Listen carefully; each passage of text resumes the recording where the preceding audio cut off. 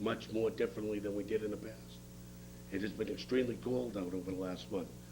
And once again, I reiterate, there are more than the Shaughnessy dogs and the Cresta dogs in the neighborhood.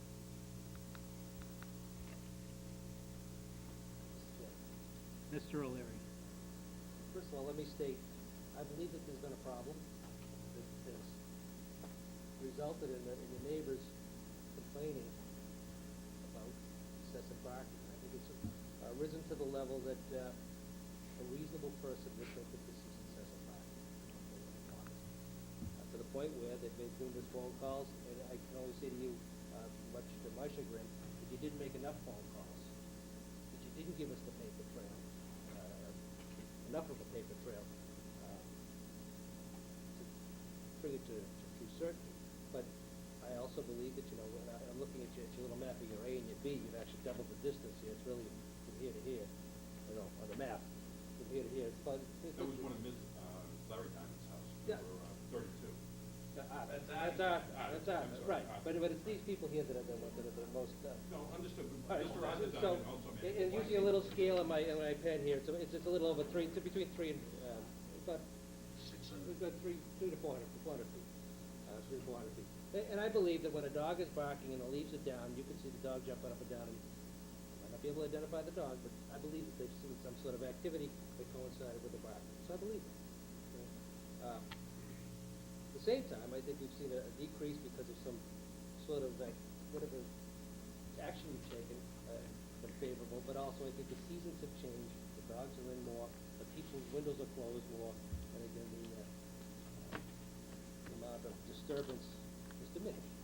And I think most of the activities, the complaints that we've had are always have been in the spring and summer months, and when the weather is good. People are outside enjoying the yard, and the windows open, and do it. So, timing-wise, it couldn't be worse, as far as having the show back here, and maybe I'll take some responsibility for that. Maybe we should have had it back in June. See the result of it. But I'm hard pressed again, and I don't like to see these dogs with these collars on them. And my next door neighbors have the dogs as far as the yard, keep them in the yard. They're the same idea, very effective. The dogs don't come in my yard; they come right to the line, and they get shocked enough, they learn the behavior. And as the dog just, went to observe this dog, the dog had already learned the behavior not to bark. So I don't know how much weight to put into what your observations were, because I think the dog learned. I'm of the mind to continue the hearings,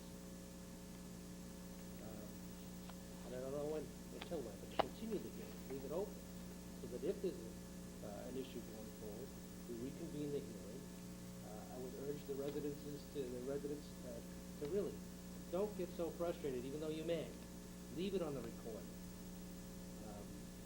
Mr. Prester is putting in this surveillance system to protect his own interest and his dog's interest.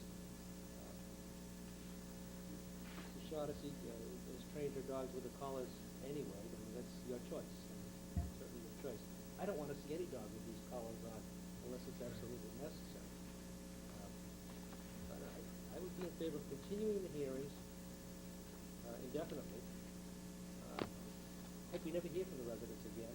And again, what's reasonable? I mean, I have dogs in my neighborhood. I'm surrounded by dogs, and they do bark occasionally. And when I happen to have my neighbor's phone number, so that when the dog is barking incessantly at an odd time that they should be asleep, I have no qualms about picking up the phone number, and I call my neighbor at 11 o'clock at night and say, yo, how about calming the dogs down here?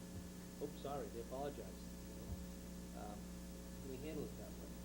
So, I mean, I would be in favor at this point, I don't know what the other members of the board, to continue the hearings indefinitely.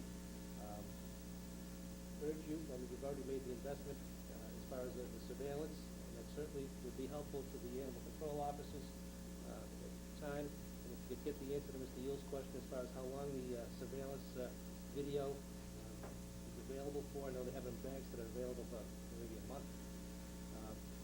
That would certainly give the time for the animal control officer to come and review at least your property. Mr. Shaughnessy, whatever you do with your dogs, I hope it continues to work. And again, it's your profession, you know what you're doing.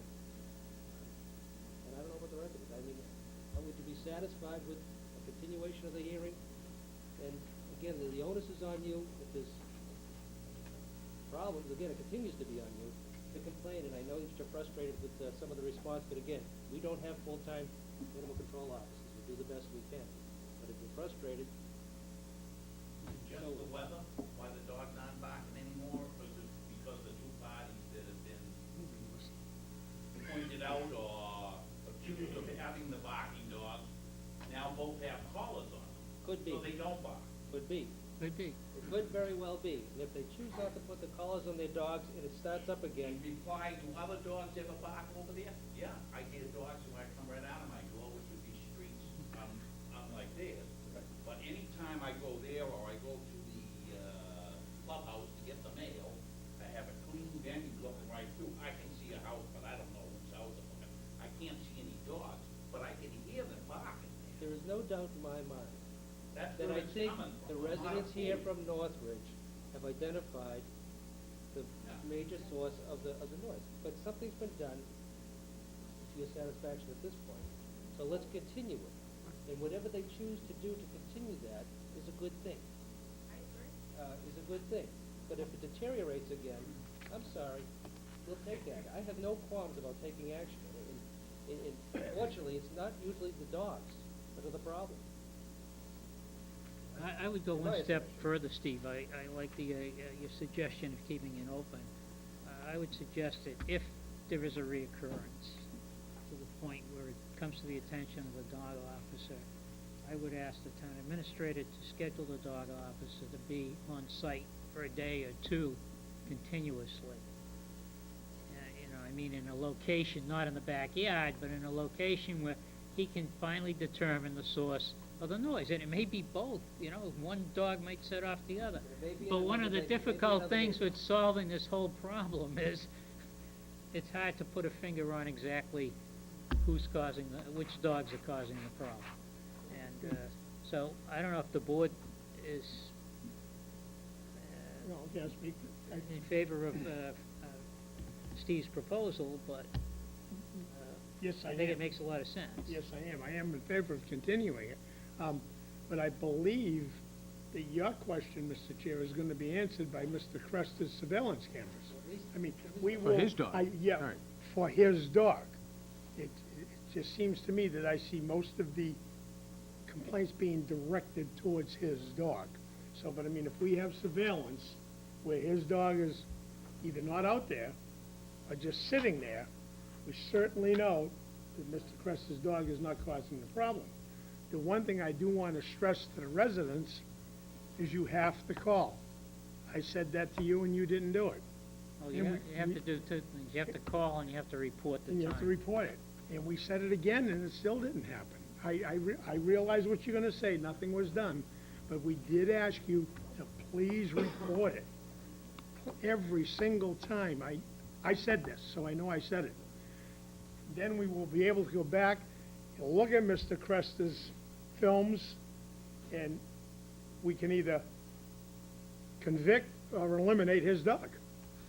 I don't mean to convict, I don't mean to talk that Mr. strong. Walton, What I'd just like to suggest to my neighbors is, if there is a problem, and I certainly hope there isn't any, any more, but if there is, what I've done on occasion is simply call the dog officer, realize that it's a part-time job. I leave a message on the tape that there's barking in that direction, and that no action is necessary, please just make record of it. That's all we asked you to do, and that didn't happen. But I think we need more than that. No, I think we need more than that. yeah, I agree. Yeah, make record of it, well, Mr. go to the Chairman, chair, please. Mr. O'Leary. Excuse me? I should've got mine. I know, should've got the other. I respectfully disagree. At this point, I mean, we have spent 2.5 hours here this evening, we spent another 2 hours another evening, we had a mediation session, we've had numerous phone calls, we need more than just leave it on the recording of the time. I'm sorry. We have an awful lot of stuff to deal with. That's right. And it's not any more or less important than this. However, in my opinion, we have to spend more time on some other matters than we're spending on this here. And to me, at this point, I would urge you to not only call the dog officer, but call the police department, and put it in the log, and the town administrator instruct the chief of police that when you get a complaint from this particular neighborhood, Road area, to get hold of Jerry or Carl, and I don't care if they're working or not, pay them some overtime to go up there and investigate it as quickly as they can. Both of these guys are readily available for the most part, during the course of the day, mostly 7 days a week. You know, so it might not be in their regularly scheduled time, but at this particular juncture, I think we need to address the situation when it arises so that we can find out exactly what's going on as best we can. At this particular point, we haven't been able to do that because of a gap in the work schedule, and whether it gets on the recording, whether you leave the message or you don't. So, yeah, I would urge you to call the police department, instruct the chief, that we've instructed these people at Northbridge to do that. Just complain about the Spruce Road area, investigate it as quickly as possible. I'm only one member, but I don't know what the rest of the members would. That sounds, It's rare I'm in total agreement with you, but on this occasion I am. And, you know, no, I think that's a, You think it's rare, you are. so, no, I think at this juncture, it's probably the appropriate action to take. No decision this evening, continue it with the instructions given to Northbridge, and the 2 dog owners can do as they see fit with their own dogs, what's appropriate, and we'll see what the future holds, and hopefully there'll be no further complaints. Just a point of clarification. Mr. Yule, please. Yeah, in addressing the issue of the residents of Northridge, you know, about calling and nothing has been done, or what's the use and so on, I think you can tell by this meeting that because